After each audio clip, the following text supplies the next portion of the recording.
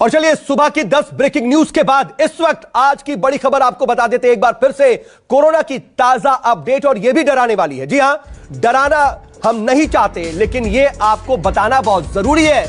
आप स्थिति की गंभीरता को समझें। दरअसल बीते 24 घंटे में भी 3 लाख से ज्यादा नए मामले सामने आए हैं, और यह लगातार छठा दिन है जब दिल्ली में पूरे देश में कोरोना के 3 लाख से ज्यादा मामले सामने आए हैं। कल 3,52,000 से ज्यादा केस आए थे और आज भी 3,23,144 नए मामले सामने आए, और बीते 24 घंटे में 2700 से ज्यादा लोगों की मौत हुई। 2,751 मरने वालों का आंकड़ा पहुंच गया है। जान गंवाने वाले मरीजों के लिहाज से यह आंकड़ा अपने आप में बहुत अहम है। और इसी के साथ पूरे देश में अगर कुल कोरोना संक्रमितों की बात कर ली जाए तो वो अब 1,76,36,307 पहुंच गई है।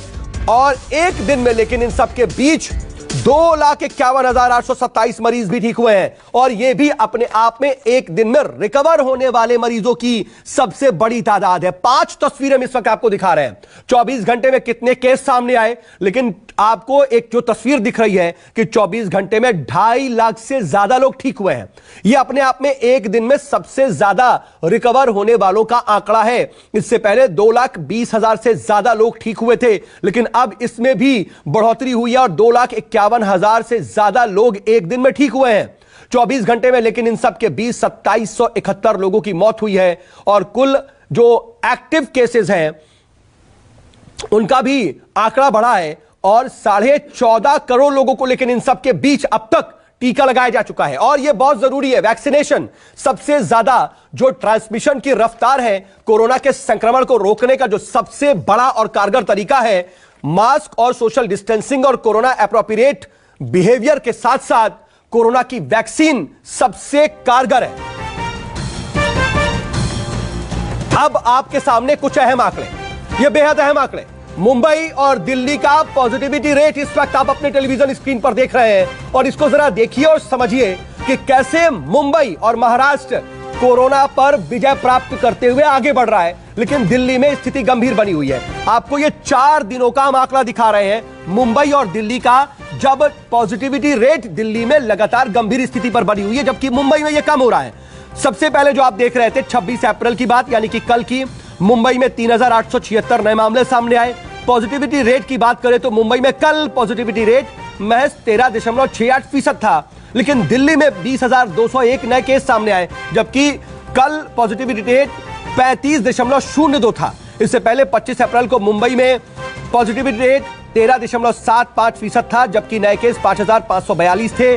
दिल्ली में 22,933 केस थे उस दिन, और 25 तारीख को लेकिन पॉजिटिविटी रेट 30.21% था। उससे पहले 24 अप्रैल को मुंबई का पॉजिटिविटी रेट 14.82% था, लेकिन दिल्ली का यही पॉजिटिविटी रेट 32.27% था।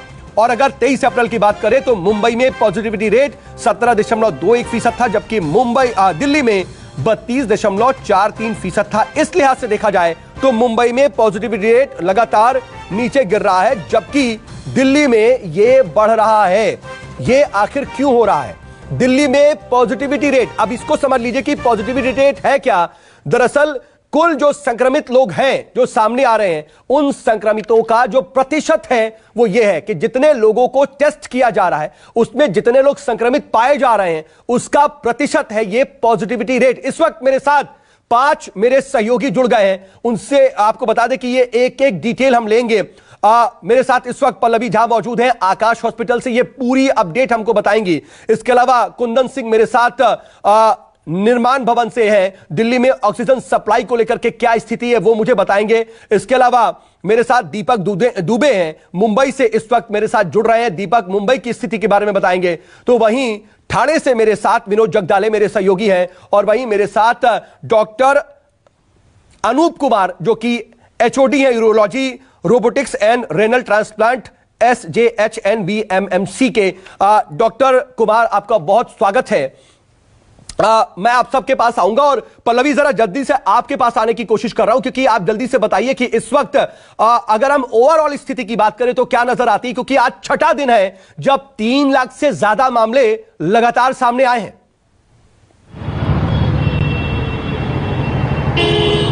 देखिए साउद, बिना समय गवाते हुए सबसे पहले एक तस्वीर दिखाऊंगी कि दिल्ली में लॉकडाउन है और कर्फ्यू हुआ, लेकिन देखिए ट्रैफिक देखिए किस तरीके का है। नॉर्मल जो अमूमन ट्रैफिक दिख रहा है, जब से मैं यहाँ खड़ी हूँ यहाँ पर लगातार गाड़ियों की संख्या, आने जाने वालों की संख्या लगातार दिख रही है। मुझे सवाल यही है कि अगर आप मुंबई में कंट्रोल कर सकते हैं तो दिल्ली में यह कंट्रोल क्यों नहीं दिख रहा है। ये इसीलिए नहीं दिख रहा है कि जो कर्फ्यू लगाया गया है उस कर्फ्यू में वो सख्ती नहीं है, जिसकी वजह से जो अभी भी लोग हैं वो लोग घर से बाहर निकल रहे हैं। कई जगहों पर काफी दुकानें खुली हुई हैं, सेंट्रल ऑफिसेज खुले हुए हैं, बैंक्स खुले हुए हैं, तो वो जो प्रभाव देखना चाहिए कर्फ्यू का वो नहीं दिख रहा है, पहला। दूसरा, लगातार इसीलिए संख्या बढ़ रही है कोरोना पॉजिटिव की। आप देखो तो 50,000 टेस्ट हुए हैं सिर्फ 24 घंटे में, जो कि एक हफ्ते पहले ये टेस्ट 1,90,000 के करीब हुआ करता था, और 50,000 में भी 20,000 से ऊपर जो है कोरोना पॉजिटिव आए हैं पिछले 24 घंटे में। तो इससे आप अंदाजा लगा सकते हैं कि क्या स्थिति इस वक्त भी है। तीसरी बात यह है कि जो ऑक्सीजन सप्लाई है, बेशक कल से हम देख रहे हैं कि ऑक्सीजन सप्लाई जो है वो थोड़ी स्ट्रीमलाइन हुई है। हालांकि अभी भी कई जगह दिक्कतें हैं, जो छोटे छोटे अस्पताल हैं, नर्सिंग होम है, वहां पर दिक्कतें आ रही है, लेकिन ये जरूर किया जा रहा है कि अभी ऑक्सीजन की अगर हम बात करेंगे तो एक स्ट्रीमलाइन जरूर दिख रहा है। एक जो चेन है ऑक्सीजन का वो अभी बरकरार चल रहा है, लेकिन बेड्स को लेकर बढ़ाए तो गए हैं, लेकिन बेड अभी भी लोगों को उस लिहाज से नहीं मिल रहा है, क्योंकि आंकड़े ही कम नहीं हो रहे। और आंकड़े क्यों कम नहीं हो रहे हैं? क्योंकि जो लॉकडाउन लगाया गया है वो सख्त नहीं है, लोग उसका पालन करते नजर नहीं आ रहे। बिल्कुल, आप काफी ज्यादा ग्राउंड रियलिटी बता रही हैं। तो कुंदन, क्या आप भी यही देख पाते हैं और क्या ऐसा लग रहा है कि जो ये दिल्ली में मामले कम नहीं हो रहे हैं और संक्रमित लोगों की संख्या घट नहीं रही है, इसके पीछे यही है कि लॉकडाउन में ढिलाई ज्यादा बढ़ती जा रही है शायद?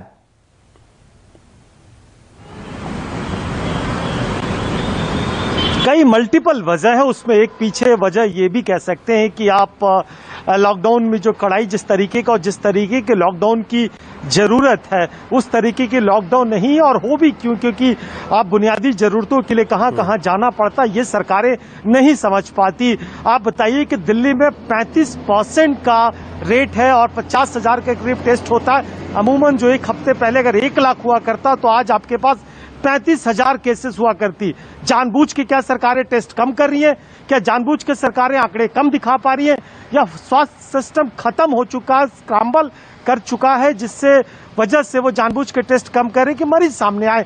लेकिन जो लोग बीमार हैं वो भले टेस्ट नहीं करें, लेकिन सिम्टम के अकॉर्डिंग वो कोविड पॉजिटिव हैं और दूसरे को स्प्रेड कर रहे हैं। ये और भी खतरनाक चीज है, क्योंकि बार बार कहा जाता था कि टेस्टिंग करिए, ट्रैकिंग करिए और आइसोलेट करिए। जिसमें टेस्टिंग खत्म है, ट्रैकिंग खत्म है, आइसोलेशन खत्म है, तो ये स्थिति दिल्ली में बहुत जल्दी खत्म नहीं होने वाली। जहां तक ऑक्सीजन का सवाल, ये बात जरूर है कि बड़े अस्पतालों में ऑक्सीजन की सप्लाई भले ही सुनिश्चित कर दी गई हो, लेकिन लाखों की संख्या में जो मरीज घर में आइसोलेट है उन्हें अभी भी 4 से 5 गुना कीमतें एक छोटे से सिलेंडर के लिए देनी पड़ रही है। उससे ज्यादा अलार्मिंग मैं आपको बात बताऊं कि दिल्ली और एनसीआर कैसे बहुत सारे छोटे हॉस्पिटल जो बेड में जो पैसे काउंट करते हैं उसमें ऑक्सीजन के एडिशनल चार्ज किए जा रहे हैं। मुझे एक रिपोर्ट आई कि गाजियाबाद के एक अस्पताल में एक आईसीयू बेड के ऊपर 25,000 रुपए का प्रीमियम ऑक्सीजन के तौर पे लिया गया था। तो आप अंदाजा लगाइए कि सरकारों के द्वारा क्या किया जा रहा, ग्राउंड रियलिटी क्या है। लोग अपने भरोसे हैं, जैसे कुछ वैसे ही कॉन्सेप्ट में काम हो रहा है कि लिखा रहता है कि यात्री अपने सामान की रक्षा स्वयं करें, तो भगवान सरकार ने लोगों को भगवान भरोसे तो कुछ नेग्लिजेंसीज हैं जो इस वक्त आपको जहां जाना में अगर बहुत जरूरी है कि इन्हें दूर किया जाए। कुंदन, मैं आऊंगा आपके पास, लेकिन जल्दी से मुझे मुंबई का रुख करना पड़ेगा। कुंदन, मैं रोक रहा हूं आपको। दीपक, जरा बताइए कि मुंबई की स्थिति के बारे में। अगर आप बताइए कि दिल्ली में तो हमने स्थिति बता दी, लेकिन मुंबई में ऐसा क्या हो रहा है? ब्रेक द चेन मुहिम के तहत आखिर सरकार ने क्या ऐसा किया कि अब स्थिति सुधर रही है? हम जहां कल के पहले देख रहे थे कि 5,000 से ज्यादा मामले, इनफैक्ट 5500 से ज्यादा मामले सामने आ रहे थे दिल्ली मुंबई में अकेले, अब वो 3800 पर आ गया। पॉजिटिविटी रेट भी काफी कम हुआ है।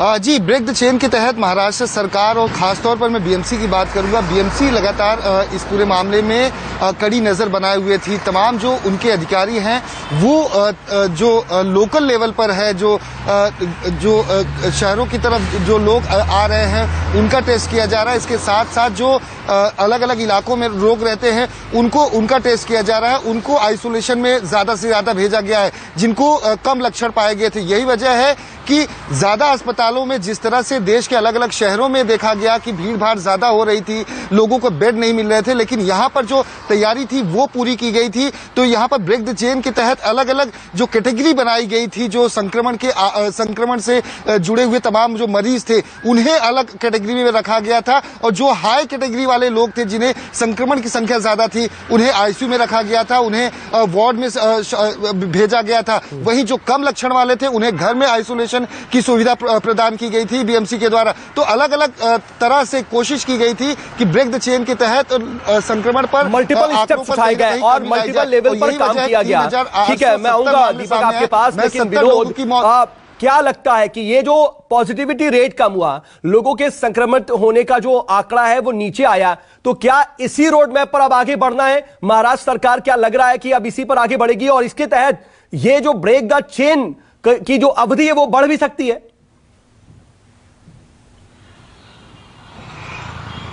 देखिए सऊद, सबसे पहले मैं आपको बता दूं कि फरवरी के अंत तक महाराष्ट्र में अगर बात करें तो कोविड काफी नियंत्रण में था। मार्च के एंडिंग में इसके आंकड़े बढ़ने लगे और जैसे जैसे अप्रैल शुरू हुआ तो आंकड़े और ज्यादा बढ़ने लगे। आखिरकार राज्य सरकार को ब्रेक द चेन के तहत यहाँ पर कड़े निर्बंध जारी करने पड़े और कहीं ना कहीं ये कह सकते हैं कि ये उसी का नतीजा है कि ब्रेक द चेन के अंतर्गत जो कड़े फैसले लिए गए, जहां पर भीड़ नियंत्रित की गई, जिसके चलते मुंबई में ये आंकड़े कम हुए हैं। आपको पता ही होगा, पिछले हफ्ते की मैं बात करूं तो 68,000 वहां पर मरीज दिन में मिलते थे, आज वो आंकड़ा 48,000 आ चुका है। मुंबई में अप्रैल की शुरुआत में, अप्रैल के मिड में अगर बात करें तो 10,000 के ऊपर मामले मुंबई में जाते थे, लेकिन आज 4,000 के नीचे आ चुके हैं। ये कहीं ना कहीं ब्रेक द चेन का एक हिस्सा है। इसके अलावा जो कोविड की टास्क फोर्स बनाई थी, उस टास्क फोर्स ने ऐसे कड़े फैसले किए हैं। लगातार मुंबई समेत महाराष्ट्र में जो टीकाकरण अभियान है उसे बहुत तेजी से आगे बढ़ाया जा रहा है। बात करें रोजाना, उद्धव ठाकरे रोजाना टास्क फोर्स के डॉक्टर हर डिस्ट्रिक्ट कलेक्टर से लेकर हर सभी से रोजाना बातचीत करके रेमडेसिविर हो, ऑक्सीजन हो, उसकी अभी भी भारी किल्लत यहाँ पर है। ठीक है, लेकिन हमें ये भी स्थिति देखनी होगी कि ब्रेक द चेन शुरू हुए भी 15 दिन से ज्यादा मुंबई में हो चुके हैं और दिल्ली में इसकी अवधि थोड़ी अभी कम है। शायद कुछ बेहतर नतीजे आने वाले वक्त में नजर आए, लेकिन इसमें सख्ती कुछ ज्यादा जरूरी है। इस वक्त मेरे साथ 2 डॉक्टर्स भी हैं, जैसा कि मैंने बताया था कि प्रोफेसर डॉक्टर अनूप कुमार मेरे साथ है, लेकिन साथ ही डॉक्टर अनिरुद्ध अंबेकर भी इस वक्त मेरे साथ जुड़ चुके हैं, जो कि मैनेजिंग डायरेक्टर हैं lifeline Medicare group of hospitals के। डॉक्टर अंबेकर, आपका भी बहुत स्वागत है। और डॉक्टर अनूप कुमार, मैं पहले आपके पास आना चाह रहा हूं। सर देखिए, सीधी सी बात एक कही गई है कि टेस्टिंग, ट्रेसिंग और ट्रैकिंग, ये एक सीधा फॉर्मूला तय कर दिया गया। दिल्ली में हम ये देख रहे हैं कि पॉजिटिविटी रेट कम नहीं हो रहा है और स्थिति गंभीर है। ऐसे वक्त में आखिर जब 1 लाख से ज्यादा लोगों की टेस्टिंग हो रही थी, कल हम ये देख रहे हैं नंबर्स में कि 20,000 से कम मामले सामने आए, लेकिन महज 57,000 लोगों की ही टेस्टिंग की गई। क्या ये कमी, ये गलती है? बिल्कुल खालिद जी, मैं इसमें रीएम्फसाइज करना चाहूंगा कि टेस्टिंग को, नंबर ऑफ टेस्ट पर लाख पॉपुलेशन हमें जो है बढ़ाते रहना पड़ेगा और उसमें हमें देखना पड़ेगा पॉजिटिव रेट क्या आ रही है। और जैसा आपने बताया, बिल्कुल टेस्टिंग, ट्रैकिंग और ट्रीटमेंट, ये तीनों का जो 3 T's का जो मंत्र था, जो हमारे प्रधानमंत्री जी ने दिया था, उसको हमें फॉलो करना पड़ेगा। जब तक हम ये नहीं करेंगे, हमें नहीं पता लगेगा कि एक्चुअल कंडीशन क्या है दिल्ली में। अगर हम दिल्ली की बात करते हैं, चाहे लॉकडाउन लगा दिया गया है, लेकिन कई प्लेसेस पे आप देखेंगे जनता भी कोऑपरेट नहीं कर रही है। हम सरकार को तो कहते हैं, लेकिन जनता को भी कहना पड़ेगा कि वो लड़ाई कर रहे हैं पुलिस वालों से, और जो वहां पर जो लोग उस पर इम्प्लीमेंट करवा रहे हैं उनसे लड़ते हैं कि हमें जाने दीजिए, और वो मास्क भी नहीं लगा रहे हैं।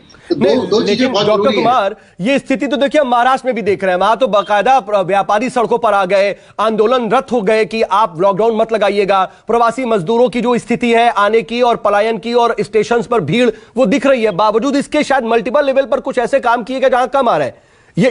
ये तो चैलेंजेस ही हैं, चाहे मुंबई हो, महाराष्ट्र हो या दिल्ली। शायद काली जी, एक बात हमें समझना है कि चेन कैसे टूटेगी? चेन तभी टूटेगी जब एक्सपोजर टू वायरस हमारा नहीं होगा। तो एक्सपोजर कब नहीं होगा? जब जनता अननेसेसरी बाहर नहीं जाएगी। अब उसके लिए चाहे तो आप कर्फ्यू लगा दीजिए, आप मिलिट्री बुला लीजिए, या जनता सेल्फ कर्फ्यू खुद ही लगा ले। 3 रास्ते हैं।